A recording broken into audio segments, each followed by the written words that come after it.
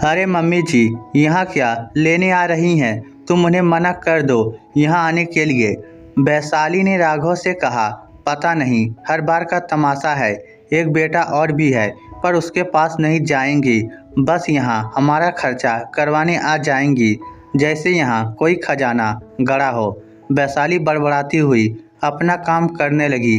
राघव बस उसे बड़बड़ाते हुए काम करते देखता रहा।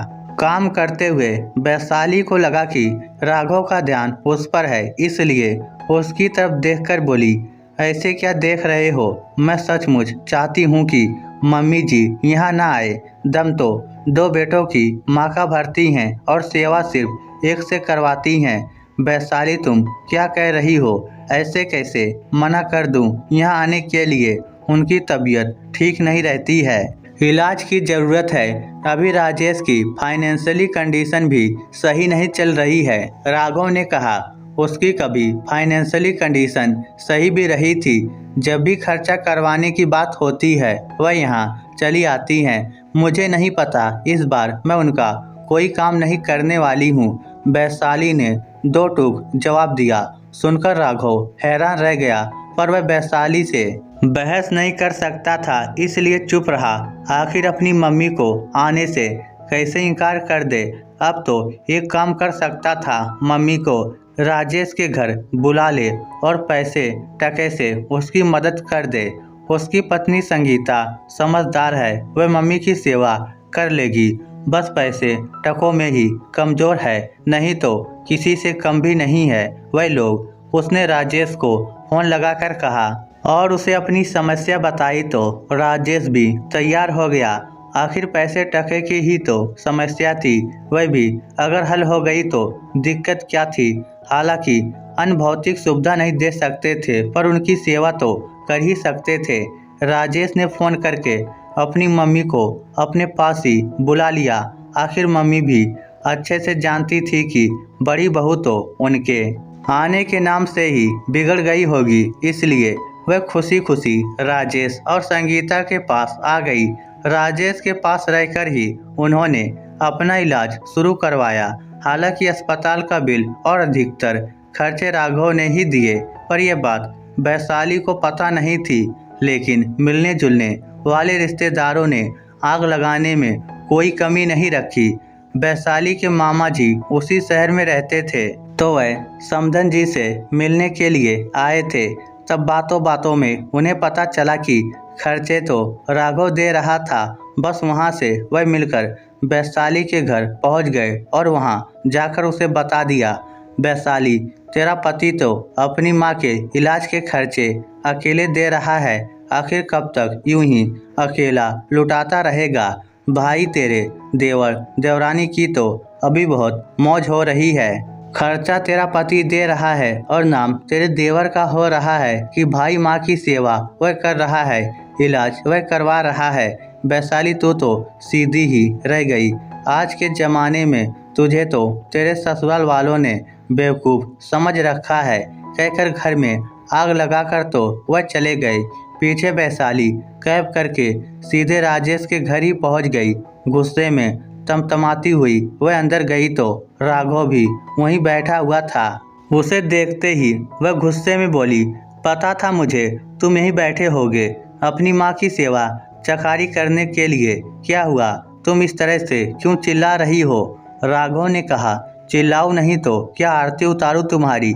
मेरे मना करने के बावजूद भी तुम मम्मी जी के इलाज के लिए पैसा दे रहे हो। सारा पैसा अपने परिवार वालों को खिला दो और हमें रोड पर ले आओ।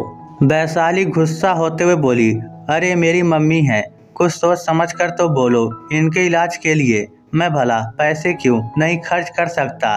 दो बेटों की माँ है ना, ये दोनों को प्रॉपर्टी में भी बराबर हिस्सेदारी देगी ना। तो इलाज करने का ठेका तुमने अकेले ही लिया है क्या? भैया, आप अभी घर जाओ, हम बाद में बात करेंगे। राजेश हाथ जोड़ते हुए राघव से बोला। ये सुनकर राघव ने उसकी तरफ देखा, पर वैशाली बोली, लो सुन लो, अब यही औकात है तुम्हारी। ये तुम्हारा छोटा भाई तुम्हें अपने घर से निकाल रहा है, वह मुझे घर से नहीं निकाल रहा।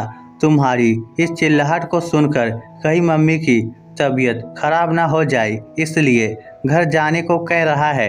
अब चलो यहाँ से, कहकर राघव वैशाली का हाथ पकड़कर उसे अपनी कार में ले आया और घर रवाना हो गया। पर घर आकर भी वैशाली ने काफी हंगामा किया। वह तो बस जिद लेकर बैठ गई कि तुम तो अपना प्रॉपर्टी में हिस्सा लो और रिश्ता खत्म करो। राघव ने उसे बहुत समझाने की कोशिश की, पर वह तो कुछ सुनना ही नहीं चाहती थी। दूसरे दिन शाम को वैशाली की माँ और भाई दरवाजे पर खड़े थे। अचानक उन लोगों को देखकर वैशाली हैरान रह गई। अरे आप लोग कब आए और अपने आने की कोई खबर भी नहीं दी। क्या खबर देते तुझे?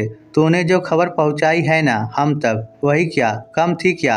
अचानक भाई ने कहा, मैंने कब खबर पहुंचाई आप तक? अरे मेरी तो आप लोगों से बात तक नहीं हुई है। वैशाली हैरान होते हुए बोली, अरे तेरी सास की तबीयत खराब है, उनका इलाज चल रहा है, तो इतनी गरीबी के दिन आ गए कि तू अब प्रॉपर्टी में हिस्सा मांग रही है। तुझे ये बातें सोच कैसे गई कि तू हमसे प्रॉपर्टी में हिस्सेदारी के लिए बात कर रही है? भाई ने कहा, मैंने कब आप लोगों से हिस्सेदारी मांगी? वैशाली हैरान परेशान होते हुए बोली, तो दामाद जी ने ये कौन से पेपर भेजे हैं हमारे पास जिसमें तुम कानूनन अपना हक मांग रही हो? उसकी मम्मी ने पेपर दिखाते हुए कहा। इतने में राघव भी घर आ गया। उसे देखते ही वैशाली ने पूछा, राघव ये मम्मी क्या कह रही हैं? तुमने कौन से पेपर मम्मी के पास भिजवाए हैं?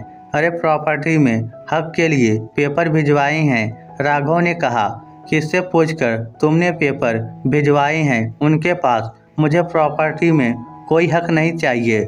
मेरे रिश्ते बिगाड़ने में क्यों तुले हो?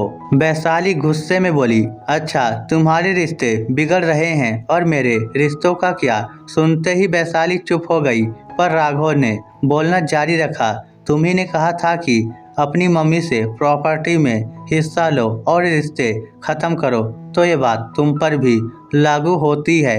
अगर मैं अपने रिश्ते खत्म करता हूँ तो तुम्हें भी अपने रिश्ते खत्म करने पड़ेंगे। ये बात हम दोनों पर लागू होती है। अगर कर सकती हो तो बोलो, वरना बेवजह मुझे और मेरे परिवार वालों को परेशान मत करो। राघव ने कहा, वैसे राघव जी गलत नहीं कह रहे, रिश्ते दोनों तरफ से निभते हैं। अगर तुम्हें उनके रिश्तों से समस्या है तो अपने भी रिश्ते खत्म करो। मम्मी ने कहा, और तुम्हारे कौन से खर्चों में इन्होंने कटौती कर दी जो तुम्हें उनकी मां के इलाज पर खर्च किए जाने वाले पैसों से समस्या है? भाई ने भी कहा। आखिर मां और भाई को अपने पति के पक्ष में बोलता देखकर वैशाली कुछ ना बोल सकी और अब उसने चुप रहना ही बेहतर समझा। इस स्टोरी को लेकर आपकी क्या राय है? नीचे कमेंट करके हमें ज़रूर बताइएगा। धन्यवाद।